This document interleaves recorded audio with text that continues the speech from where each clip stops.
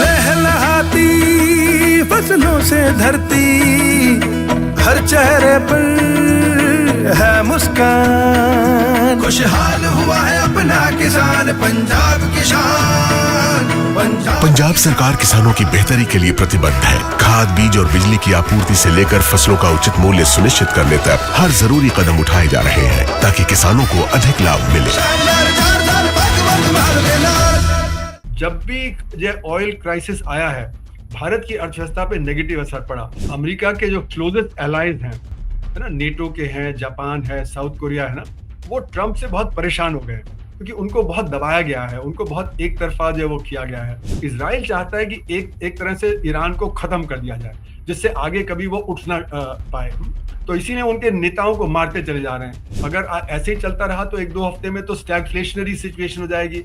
एक तरफ उत्पादन कम हो जाएगा और दाम बढ़ जाएंगे। और अगर ये इसी तरह से 1-2 महीने और चला तो लगता है कि रिसेशन तक आ सकता है। भारत का ट्रेड 16% होता है वेस्ट एशिया से, वहां पे क्योंकि जहाज नहीं जा पा रहे और एयर ट्रैफिक रुक गया है तो इसलिए वो ट्रेड रुक जाएगा, तो एक्सपोर्ट में असर होगा। तो एक तरफ इंपोर्ट के दाम बढ़ जाएंगे क्योंकि हम जो एनर्जी जो कर रहे हैं, हर $1 अगर 1 साल के लिए बढ़ जाएगा तो $1 बिलियन का नुकसान है भारत को। नमस्कार, मैं हूं संजीव श्रीवास्तव। आप देख रहे हैं 4 PM। दोस्तों, ईरान इजराइल अमेरिका के बीच युद्ध 22वें दिन में प्रवेश कर गया और जो हालात हैं छुपे हुए नहीं है।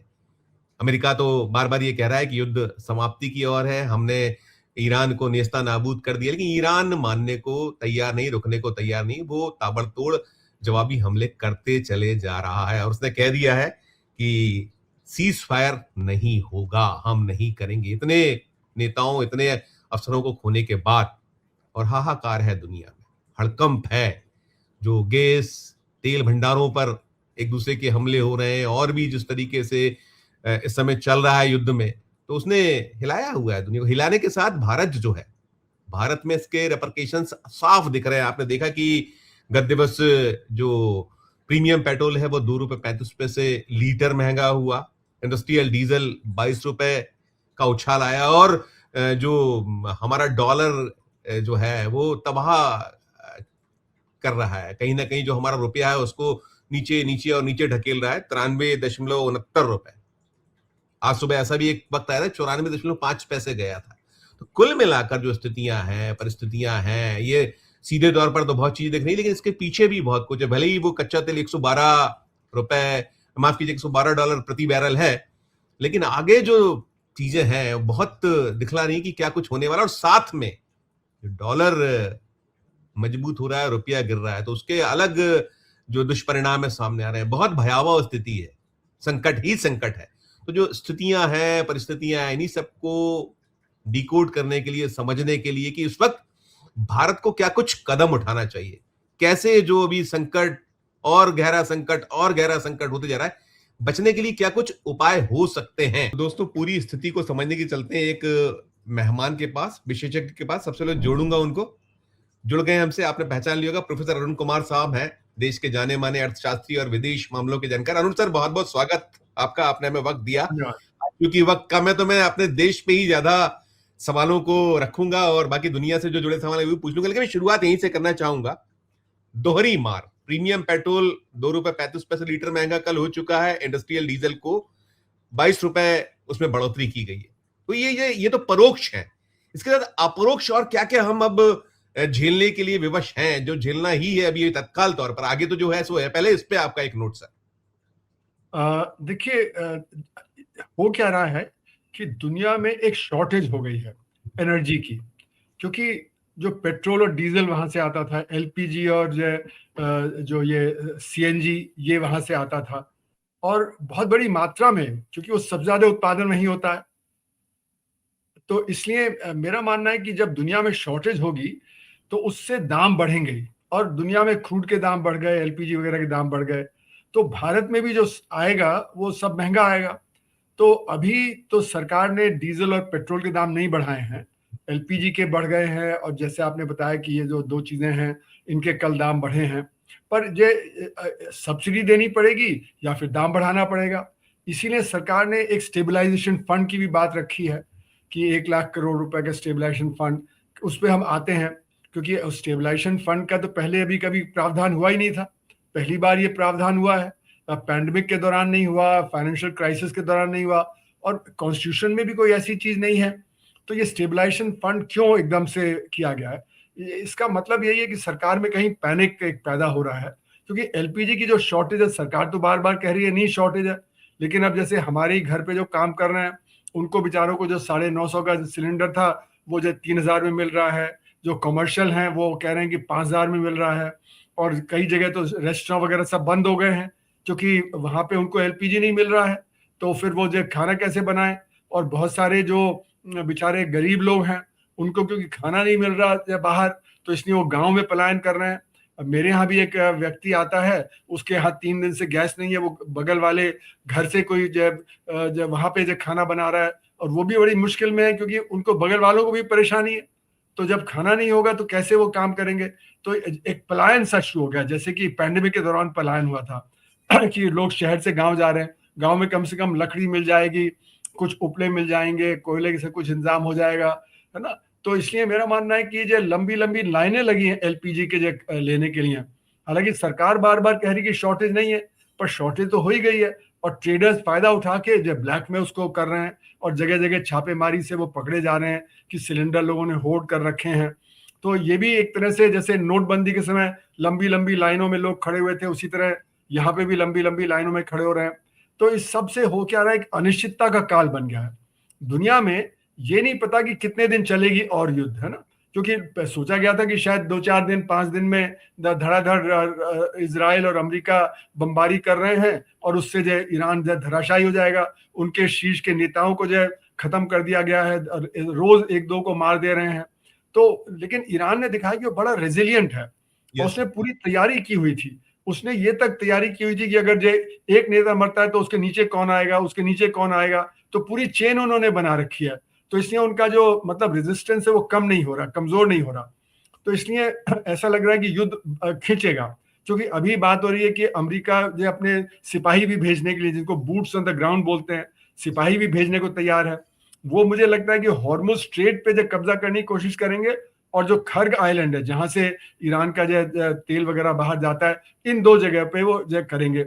अब बूट्स ऑन द ग्राउंड जो आते हैं तो उससे फिर युद्ध शुरू हो जाएगा लैंड जो आर्मीज में, तो वहां पे परेशानी हो जाएगी, जैसे इराक में परेशानी हुई, सीरिया में परेशानी हुई, बाकी लीबिया में परेशानी हुई है।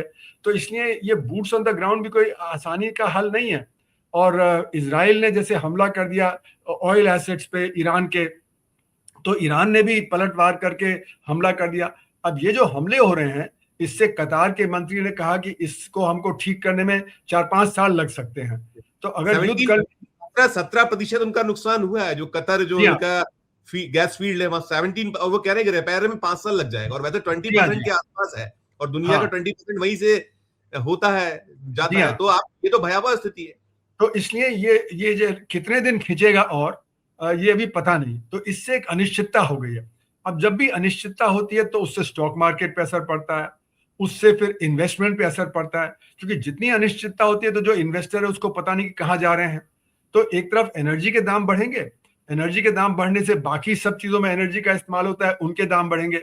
और ऐसा नहीं कि अगर एनर्जी के दाम समझिए जब 50% बढ़े और उनका वेट हमारे जो होलसेल प्राइस इंडेक्स है समझिए उसका 10% है, तो ऐसा नहीं कि सिर्फ 5% दाम बढ़ेंगे, क्योंकि उसका मल्टीप्लायर इफेक्ट होता है। तो मल्टीप्लायर इफेक्ट से सिर्फ 5% दाम नहीं, वो काफी बढ़ेंगे। अब जैसे कि हम लोगों ने एक प्लास्टिक का पाइप हमारी सोसाइटी ने खरीदा था कोई 1-1.5 महीना पहले, तो उस समय जो 3500 का मिला था वो कल 5000 रुपए कोट कर रहा था। यानी कि आप देखिए 3500 पे 1500 बढ़ा दिया। तो ये फायदा उठाएंगे। अच्छा, और उसकी वजह क्या है कि देखिए ये जो एनर्जी नहीं है, पेट्रोलियम पदार्थ एनर्जी नहीं है, इनसे आपका जो क्रूड से एलपीजी निकलता है, इससे आपका फर्टिलाइजर में जो नैप्था वगैरह इस्तेमाल होता है, इससे आपका सल्फर निकलता है, सल्फर से सल्फ्यूरिक एसिड बनता है, सल्फ्यूरिक एसिड से माइनिंग में इस्तेमाल होता है, तो माइनिंग में जो नुकसान होगा, है ना। फिर इसमें से पेट्रोकेमिकल्स जो निकलते हैं उसमें फार्मास्यूटिकल बनते हैं, उसमें से सिंथेटिक थ्रेड बनता है जो कपड़े में इस्तेमाल होता है, इसी से और भी प्लास्टिक जो बनते हैं, तो प्लास्टिक, तो बहुत सारी इंडस्ट्रीज जहां पे भी केमिकल्स वगैरह हैं वहां पे असर पड़ेगा, फर्टिलाइजर पे असर पड़ेगा, तो खाने पीने के उत्पादन पे भी असर पड़ने के लग रहा है। तो इसलिए तरह तरह के असर हैं। ये सिर्फ एनर्जी ही नहीं है, एनर्जी तो अपने आप में ही बहुत इंपॉर्टेंट है, लेकिन एनर्जी के साथ साथ और भी जो चीजें हैं, क्योंकि सबकी कमी के आधार पे ये होगा। तो इससे होगा क्या कि प्रोडक्शन कम हो जाएगा दुनिया में और ट्रेड कम हो जाएगा, क्योंकि जो ट्रेड हो रहा है, जैसे भारत का ट्रेड 16% होता है वेस्ट एशिया से, वहां पे क्योंकि जहाज नहीं जा पा रहे और एयर ट्रैफिक रुक गया है, तो इसलिए वो ट्रेड रुक जाएगा, तो एक्सपोर्ट में असर होगा। तो एक तरफ इंपोर्ट के दाम बढ़ जाएंगे, क्योंकि हम जो एनर्जी जो कर रहे हैं, हर $1 अगर 1 साल के लिए बढ़ जाएगा तो $1 बिलियन का नुकसान है भारत को। तो अगर $50 बढ़ गया है तो $50 बिलियन का आपका जो इंपोर्ट का जो बिल बढ़ जाएगा, और जो उधर एक्सपोर्ट कम हो जाएंगे तो आपका जो डेफिसिट बढ़ जाएगा, बजट जो आपका जो फॉरेन एक्सचेंज का है, तो फॉरेन एक्सचेंज बाहर जाने लगेगा, तो रुपया कमजोर हो जाएगा। जब रुपया कमजोर होगा तो इंपोर्टेड प्राइस का इन्फ्लेशन और ज्यादा बढ़ जाएगा, और जब ये इंपोर्टेड प्राइस का जो है वो बढ़ेगा तो उससे हमारे देश में जो इन्फ्लेशन और तेज होगा। तो कई तरह से इन्फ्लेशन तेज होगा, एनर्जी से भी होगा, जो रुपए के कमजोर होने से भी होगा, अनिश्चितता से भी होगा, स्पेकुलेशन से भी होगा। और देखिए हम क्या है कि जो क्रूड खरीदते हैं उसका 20 से 30% जो रिफाइंड होता है वो यूरोप को बेचते हैं, रिलायंस वगैरह वो बेचते हैं। तो यानी कि सिर्फ हम अपने अंदरूनी सप्लाई का ही नहीं, जो बाहर बेच रहे हैं उसको अभी हमने एक्सपोर्ट रोका नहीं है, तो हमें वो एक्सपोर्ट रोक देना चाहिए, क्योंकि जो नहीं तो हमारे जो क्रूड के भंडार वगैरह हैं वो कम होते चले जाएंगे, क्योंकि ये आना तो कम हो ही गया है। जहां पे रोज 100 शिप्स निकलते थे हॉर्मुज स्ट्रेट से, वहां से मुश्किल से 2-4 निकल रहे हैं। तो ये क्रूड तो आना कम हो ही गया है, चाहे चीन को मिले, चाहे थोड़ा बहुत भारत को मिले, या हम थोड़ा बहुत रूस से खरीद लें जो हाई सीज पे है। और अब जो अमेरिका कह रहा है कि जो ईरान का भी हाई सीज पे क्रूड है उसको भी लोग खरीद सकते हैं, शायद उस पर भी पाबंदी हटा दी जाए। तो ये भी एक परेशानी है। हमें भी 30 दिन की अनुमति दी है, अमेरिका ने कहा है कि अब ईरान से 30 दिन, हाँ, रूस से खरीदने की परमिशन दिया है, लेकिन अभी ईरान ईरान से भी आ गया, ईरान से भी आप 30 दिन ले सकते हैं, ऐसा निकल रहा है, डोनाल्ड ट्रम्प कह रहे हैं। अच्छा, तो मैंने तो ये अभी सुना नहीं, मैंने तो यही सुना था कि वो सोच रहे हैं, जो बेसेंट साहब हैं उनके ट्रेजरी सेक्रेटरी, उन्होंने कल कहा था कि हम सोच रहे हैं, तो हो सकता है ऑर्डर पास कर दिया हो। पर पॉइंट ये कि अल्टीमेटली तो ये शॉर्टेज तो है ही, आप चाहे ये ईरान का या चाहे रूस का जो तेल ले भी लें, उससे ज्यादा हफ्ता 10 दिन का जो शॉर्टेज है वो कम हो जाएगा, लेकिन शॉर्टेज तो है ही। तो उसकी वजह से उत्पादन पे, उससे आपके जो बैलेंस ऑफ पेमेंट पे, फॉरेन एक्सचेंज का, अब जो फॉरेन एक्सचेंज का जो बाहर जा रहा है तो रुपया कमजोर हो रहा है, तो जो एनआरआई वगैरह हैं वो पैसा बाहर निकालेंगे, जो फॉरेन डायरेक्ट इन्वेस्टमेंट है, फॉरेन पोर्टफोलियो इन्वेस्टमेंट है, वो बाहर निकालेगा, तो हमारा फॉरेन एक्सचेंज का रिजर्व कम होने लगेगा और ज्यादा है, तो उससे रुपया और कमजोर पड़ जाएगा, और उसका असर फिर हमारे जो इन्फ्लेशन पे होगा। फिर हमारे जो नॉन रेजिडेंट इंडियंस हैं वो बहुत सारे पश्चिम एशिया के देशों में हैं, वो लोग भी पैसा निकालेंगे बाहर से, जो उन्होंने एनआरआई डिपॉजिट में जो किया हुआ है। बाकी और जो एनआरआईज हैं वो भी देखेंगे कि जब रुपया कमजोर हो रहा है तो फिर वो अपने जब एसेट्स को बाहर निकालना शुरू कर देंगे, क्योंकि उनको तो डॉलर में रिटर्न नेगेटिव हो जाएगा। तो इसलिए जो फॉरेन एक्सचेंज का रिजर्व पे असर पड़ना होगा ही होगा, और स्टॉक मार्केट पे असर और ज्यादा हो जाएगा। तो इस तरह से इन्वेस्टमेंट पे असर पड़ेगा। जब इन्वेस्टमेंट पे असर पड़ेगा तो उसका असर हमारे ग्रोथ रेट पे पड़ेगा, क्योंकि जितना इन्वेस्टमेंट होता है उसी के हिसाब से हमारा अर्थव्यवस्था में ग्रोथ होती है। तो तरह तरह से आप देखिए तो मल्टीपल फैक्टर्स हैं जिनकी वजह से ये है। अब सवाल ये उठता है कि इसमें करना क्या चाहिए, है ना। तो भारत को, मतलब क्या, दुनिया को मेरा मानना है कि ये एक सप्लाई शॉक है, ये डिमांड का शॉक नहीं है। यहाँ पे आपका जो उत्पादन है उसमें कमी आई है, क्योंकि इनपुट्स में कमी आ रही है ना।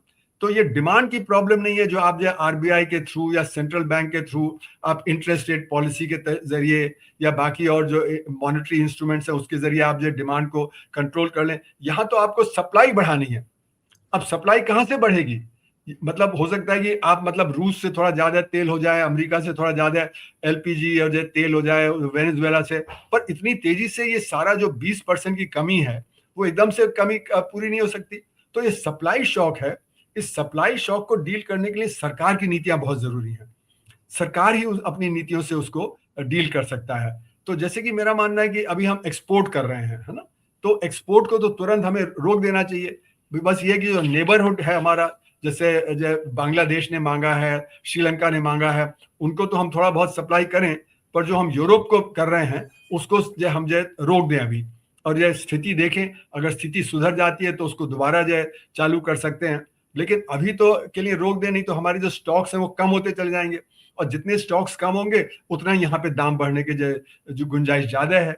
और फिर हमें रैशनिंग भी करनी पड़ेगी, क्योंकि जैसे कि एलपीजी के केस में हमने कॉमर्शियल जो एलपीजी है उसमें हमने थोड़ा रैशनिंग कर दिया है, किसी को 70%, किसी को 80% हमने कॉमर्शियल यूज के लिए कर दिया है।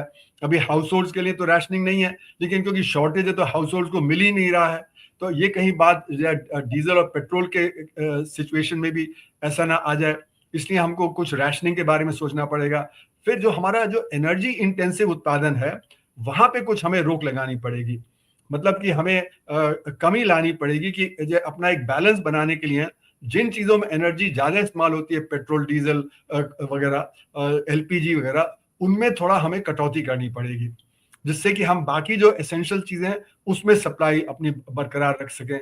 इसलिए मेरा मानना है कि जैसे कि हम प्राइवेट व्हीकल्स हैं, प्राइवेट व्हीकल्स को कम करें और पब्लिक व्हीकल्स को ज्यादा इस्तेमाल करें, और जैसे कि हम ट्रांसपोर्ट करते हैं लॉन्ग डिस्टेंस, ट्रकों में कम करें और रेलवेज पे ज्यादा करें, क्योंकि रेलवेज इलेक्ट्रिसिटी से चल सकती हैं। तो जो ये हमको एनर्जी के सेविंग के सोचना पड़ेगा तुरंत, जिससे कि अगर आने वाले समय में युद्ध और चलता रहे 2-3 हफ्ते 4 हफ्ते, तो फिर हम कैसे उससे कोप करेंगे, उसके लिए हमें एक युद्ध स्तर पे अपनी नीति बनानी पड़ेगी और सबको कमर कसनी पड़ेगी। फिर जो हमारा इनएसेंशियल कंजम्पशन है, जैसे कि बहुत ज्यादा लग्जरी कंजम्पशन होता है, 5 स्टार होटल्स वगैरह होते हैं, उनमें बहुत एनर्जी का इस्तेमाल होता है, तो हमको वहां पे कुछ रोक लगानी पड़ेगी, जिससे कि एसेंशियल के लिए कमी ना हो। इनएसेंशियल जो चीजें हैं जो हम मतलब कर सकते हैं, जैसे कि पैंडेमिक के दौरान होटल्स रेस्टोरेंट्स वगैरह यहाँ पे लोगों ने ज्यादा जाना कम कर दिया था, उसी तरह से यहाँ पे भी अभी शायद करना पड़े, तो कुछ हमें मतलब अपनी कमर कसनी पड़ेगी। नहीं तो कमर नहीं कसेंगे तो हम 22 दिनों में ऐसा दिखा नहीं अब तक। 22 डेज 22 में दूसरा में सर एक चीज और भी थी, जैसे मैं सुबह देख रहा था, जो डॉलर है, आपने जो बात कही, रुपए 94 रुपए 5 पैसे तक गया था, अभी थोड़ी देर पहले देखा 93.69 है, सेंचुरी की और है शायद। अगर सेंचुरी, मुझे क्या, आप इसको कैसे देख रहे हैं, ये कुछ निकटता लगती है आपको जिस तरीके के हालात हैं, जो सारा कुछ दुनिया में स्थिति है, क्या देख पा रहा हूं, ये होता है तो क्या आकार की स्थिति क्या हो जाएगी? देखिए, ये मैंने कहा अनिश्चितता का काल है। आज प्रिडिक्ट करना मुश्किल है कि 2 हफ्ते बाद क्या होगा, 4 हफ्ते बाद क्या होगा, 8 हफ्ते बाद क्या होगा। तो कितना रुपया गिरेगा वो निर्भर करेगा कि हम अपनी क्या नीतियां बनाते हैं मैक्रो में, है ना। अगर हमारी जो एनर्जी पॉलिसी हम सही ढंग से चलाते हैं और हमारी एनर्जी शॉर्टेजेस इतनी नहीं हो जाती हैं कि हमारा उत्पादन पे बहुत असर पड़े और हमारे जो दामों पे असर पड़े, तो दुनिया में ही जो दामों पे असर पड़ गया है, और दुनिया में ही अगर आप देखें तो जो अमेरिका तक में 30-40% के दाम बढ़ गए हैं पेट्रोल के, बाकी सब देशों में भी बढ़ रहे हैं। तो ये जो एक स्थिति है, अगर ऐसे ही चलता रहा तो 1-2 हफ्ते में तो स्टैगफ्लेशनरी सिचुएशन हो जाएगी, एक तरफ उत्पादन कम हो जाएगा और दाम बढ़ जाएंगे, और अगर ये इसी तरह से 1-2 महीने और चला तो लगता है कि रिसेशन तक आ सकता है, क्योंकि फिर क्या है, जब दाम बढ़ जाते हैं तो लोगों की डिमांड कम हो जाती है। जब लोगों की डिमांड कम हो जाएगी तो फिर उत्पादन भी गिरने लगेगा, जब उत्पादन गिरने लगेगा और इन्फ्लेशन रहेगा तो उससे फिर जो एक रिसेशनरी सिचुएशन आ जाती है। तो क्योंकि आने वाले समय में अभी हमें पता नहीं ये युद्ध और कितने दिन खींचेगा, क्योंकि प्रेशर है दोनों तरफ। ईरान ने तो कह दिया कि हम तो लड़ते रहेंगे जब तक कि सही ढंग से हमारी वो बात नहीं सुनी जाएगी, यानी कि आगे वो तो बातचीत कर रहे थे, और कतार के जो मिनिस्टर थे उन्होंने कह भी दिया था कि करीब करीब समझौता हो गया था, और उसके अगले दिन जो इजराइल ने ईरान पे हमला कर दिया, उनके जो टॉप लीडर हैं उनको मार दिया। तो यानी कि उन्होंने 2 बार देखा, जून पिछले साल भी यही हुआ कि नेगोशिएशन चल रहे थे और एकदम से हमला हो गया। इस बार भी नेगोशिएशन में ये मान गए थे सारी मांगे, जो कतार के मिनिस्टर हैं और ब्रिटेन के भी मिनिस्टर ने कहा कि वो तो करीब करीब समझौता हो गया था, फिर क्यों ये किया। तो मेरा मानना है कि ये जो इजराइल का जो स्ट्रैटेजी है और यूएस की स्ट्रैटेजी, इजराइल चाहता है कि एक तरह से ईरान को खत्म कर दिया जाए, जिससे आगे कभी वो उठ ना पाए। तो इसी ने उनके नेताओं को मारते चले जा रहे हैं, और अमेरिका का ये है कि उसका जो ऑयल पे थोड़ा जो कब्जा हो जाए, जिससे कि अभी उनके जो सेक्रेटरी थे उन्होंने कहा कि अभी वेनेजुएला पे तो हो ही गया है और ये भी हमारा फ्रेंडली हो जाएगा, तो हमारा जो वर्चस्व हो जाएगा सारी दुनिया पे ऑयल पे। तो इसलिए दोनों के अलग अलग ऑब्जेक्टिव है, यहाँ तक कि अमेरिका का ऑब्जेक्टिव भी बार बार बदलता चला जा रहा है। तो इस स्थिति में ये कहना कि ये कितने दिन और युद्ध चलेगा, कब तक चलेगा, क्योंकि ईरान ने तो कह दिया कि हम तो लड़ते जाएंगे, और उन्होंने दिखा भी दिया कि रेजिलियंस, इतनी बमबारी हुई है उन पे, इतनी बमबारी हुई है वहां पे तहस F-35 मार्क गिराना, उसको टारगेट कर देना अपने आप में अमेरिका के लिए तो इससे चलना, उनके बहुत ताकतवर जब उसको नुकसान पहुंचाया उन्होंने। F-35 जैसा अगर पहुंचाने तो उसके पास है, शक्ति तो है, कोई भी बैकअप भी है कुछ ना कुछ। तो उसने अपनी एक रणनीति बना रखी है कि उसको पता है कि एक दिन ऐसा अटैक होगा, इसीलिए उसने अपनी मिसाइल छिपा के रखी है, उन्होंने अपने जो ड्रोन्स छिपा के रखे, जो अपनी प्रोडक्शन फैसिलिटी है।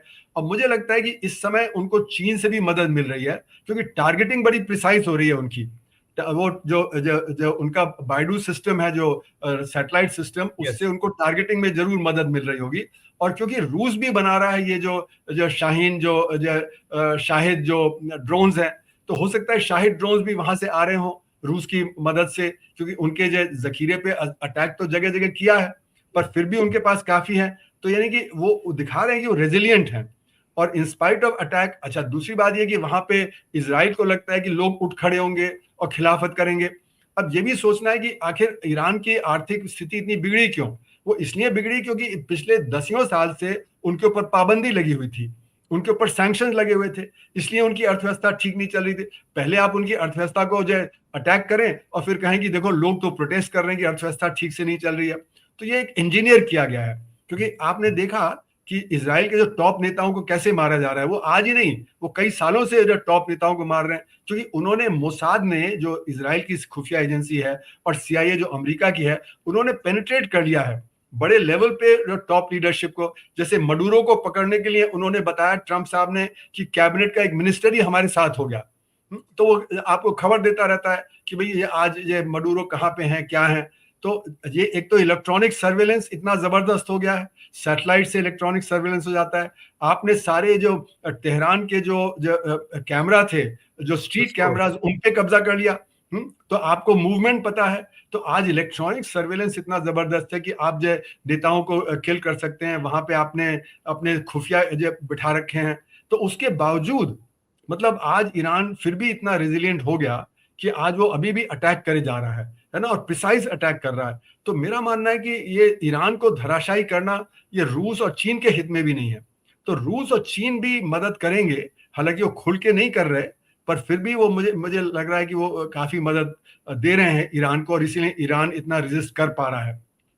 सर, ये जो मार्केट में तबाही है दुनिया भर में, और हमारा भी जो शेयर मार्केट तो आप देख रहे हैं कैसा। और दूसरा चीज ये भी है कि जो बिकवाल है जिस तरीके से वो लगे हुए हैं, खासकर उन्हें जब निकला ये भी है, इसको आप तस्दीक कर दीजिएगा कि जो भारत सरकार के बॉन्ड हैं 35,600 करोड़ के बेच दिए, ऐसा कुछ सूचना निकल कर रही है। यानी क्या यहां भी भरोसा टूट रहा है, भारत सरकार के बॉन्ड बिकना। ये बड़ा कहीं बहुत ज्यादा पैनिक या बहुत ज्यादा कहीं साइडबैक नहीं कहलाएगा। और आरबीआई आप कह रहे हैं कि वो नहीं, और हाथ पैर फूले हुए सरकार के, आरबीआई दोनों के।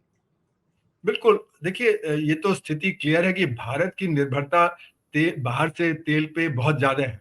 मतलब करीब करीब 85% तो क्रूड ऑयल आता है और 50 से 60% एलपीजी वगैरह आता है। तो भारत पे बहुत असर पड़ेगा। बाकी और देशों पे जहां पे कि उनकी कुछ आत्मनिर्भरता ज्यादा है, उन पे कम पड़ेगा। हमारी अर्थव्यवस्था पे सब ज्यादा असर पड़ेगा और पड़ ही रहा है। और आपने देखा कि ये सिर्फ आज की बात नहीं है, जब भी ये ऑयल क्राइसिस आया है, भारत की अर्थव्यवस्था पे नेगेटिव असर पड़ा। वो चाहे यौम किपुर वॉर 1973 की ले लें, वो चाहे 1979-80 की जो इराक ईरान का जो हुआ, वो चाहे 89 में जब हुआ, है ना। हर बार जैसे ही जो एनर्जी प्राइसेस बढ़ते हैं, भारत की अर्थव्यवस्था एक क्राइसिस में आ जाती है, क्योंकि हमारी एनर्जी इंटेंसिटी तो बढ़ गई है, लेकिन एनर्जी का प्रोडक्शन उस हिसाब से नहीं बढ़ा। और हमने भी कोयले पे ना डिपेंड करके जो ये पेट्रोल और डीजल और ये एलपीजी पे ज्यादा डिपेंड करना शुरू किया। हालांकि हमारे पास कोयले के भंडार बहुत ज्यादा हैं, लेकिन वो बड़े पोल्यूटिंग हैं। तो इसलिए हमने ये क्लीन एनर्जी इसकी तरफ किया। लेकिन हमारी स्ट्रैटेजी रहनी चाहिए थी कि हमारी आत्मनिर्भरता बने, पर आत्मनिर्भरता धीरे धीरे कम हुई। 1980s में हम करीब 30-35% करते थे इंपोर्ट, क्योंकि बॉम्बे हाई का मिल जाता था, गोदावरी का बाद में आया। लेकिन आज हम 85% और 60% जो इंपोर्ट कर रहे हैं। तो हमने वो स्ट्रैटेजी नहीं अडॉप्ट की, हमने वो टेक्नोलॉजी नहीं डेवलप की, जैसे कि हम इसमें जो हमारे अभी हुक्मरान है वो तो लगातार आत्मनिर्भर भारत। अगर आप तुलनात्मक करिए कि जो मनमोहन सिंह जी के समय में हमारा इंपोर्ट था, वो अब और बढ़ गया है बल्कि इंपोर्ट। या हम पहले कम थे, आज ज्यादा हो गया। आप कहाँ आत्मनिर्भर भारत की ओर ले जा रहे हैं? कैसे हो रहा है ये? बिल्कुल, तो ये असल में हमारी कॉन्शियसनेस इस प्रकार की नहीं रही है कि हम अपने को इन चीज़ों में जो क्रिटिकल चीज़ें हैं, उसमें आत्मनिर्भर बनाएँ।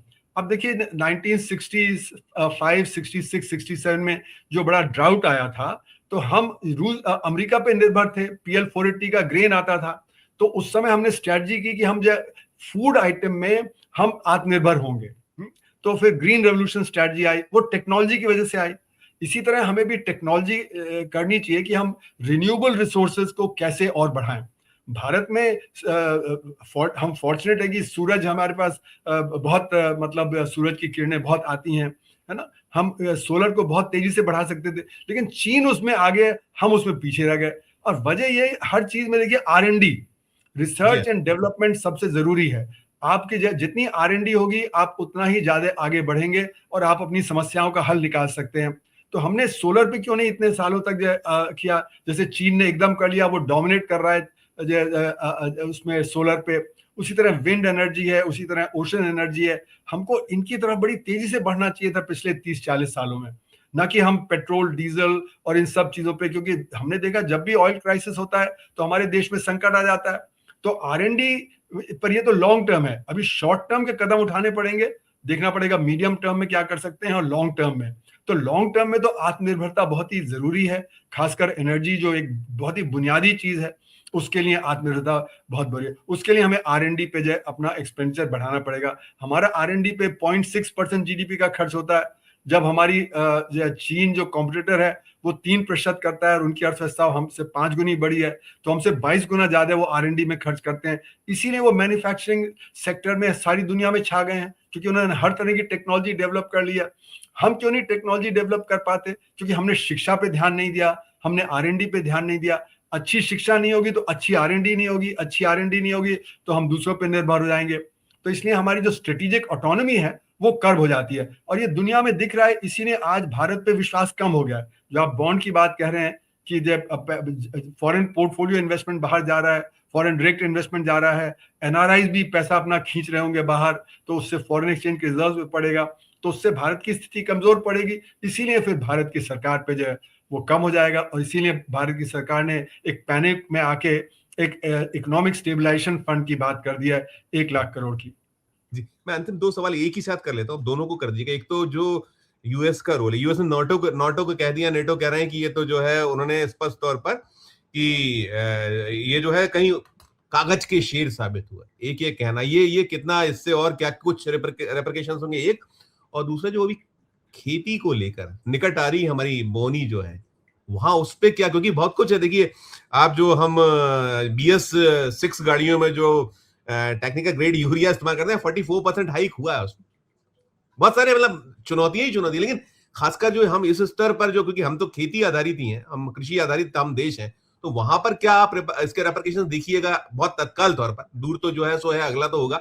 और दूसरा जो ये नेटो को लेकर कह रहे हैं, और वो जो ट्रम्प के जो दावे हैं, तो वो क्या और हालात पैदा करने वाले? दोनों पर आप सम अप नोट एक छोटा। देखिए, जो अमेरिका के जो क्लोजेस्ट एलाइज हैं, है ना, नेटो के हैं, जापान है, साउथ कोरिया है ना, वो ट्रम्प से बहुत परेशान हो गए, क्योंकि उनको बहुत दबाया गया है, उनको बहुत एक तरफा जो वो किया गया है, और वो फिर ग्रीनलैंड पे भी कब्जा करना चाहते हैं। तो एक तरह से टूट हो गई है वो जो एक संगठन जो एक था। तो ट्रम्प इसी में सर मुझे 200 बिलियन डॉलर मांगे थे, वो भी संसद ने दिया। पहले पूरा हिसाब दीजिए हमको, तब हम आपको दे पाएंगे। ये वो भी मतलब ट्रम्प के लिए भी परेशानी है बहुत सारी। नहीं, ट्रम्प के लिए और भी परेशानियां हैं, क्योंकि जो देखिए जो दाम बढ़ रहे हैं, और जो अगर रिसेशन आ गया तो अभी इलेक्शन भी तो आ रहे हैं नवंबर में, और जिसका असर होगा। फिर जो उनका मागा बेस है, वहां पे मागा बेस में टूट हो गई है, क्योंकि वो कह रहे हैं कि बूट्स ऑन द ग्राउंड आप भेज रहे हैं, आपने तो युद्ध शुरू कर दिया, आपने कहा था तो युद्ध तो खत्म करेंगे। तो इसलिए जो उनकी अपनी मागा बेस है उसमें भी टूट हो रही है, और डेमोक्रेट्स तो वैसे ही परेशान है ना। तो इसलिए जो ट्रम्प को ये ध्यान देना पड़ेगा कि उनका इलेक्शन नवंबर में अगर वो हार जाते हैं, तो जो ट्राइफेक्टा उनके पास है कि उनका जुडिशरी, कांग्रेस और जो एग्जीक्यूटिव, तीनों पे कंट्रोल था, अब वो तीनों पे कंट्रोल कम हो जाएगा। यहां तक कि सुप्रीम कोर्ट ने कह दिया कि आपके टैरिफ भी सही नहीं है, वो पावर तो जो कांग्रेस की है। तो ट्राइफेक्टा टूट रहा है, तो अंदर से भी ट्रम्प को ऑपोजिशन होगा, और बाहर भी जो उसके अलाइज हैं वहां पे भी ऑपोजिशन होगा। तो ट्रम्प की स्थिति मुझे लगता है धीरे धीरे कमजोर पड़ती जा रही है। और क्योंकि ट्रम्प बहुत ही ट्रांजैक्शनल है, वो शॉर्ट टर्म में सोचते हैं और लॉन्ग टर्म में नहीं सोचते हैं, इसलिए अमेरिका की नीति गलत पड़ती चली जा रही है।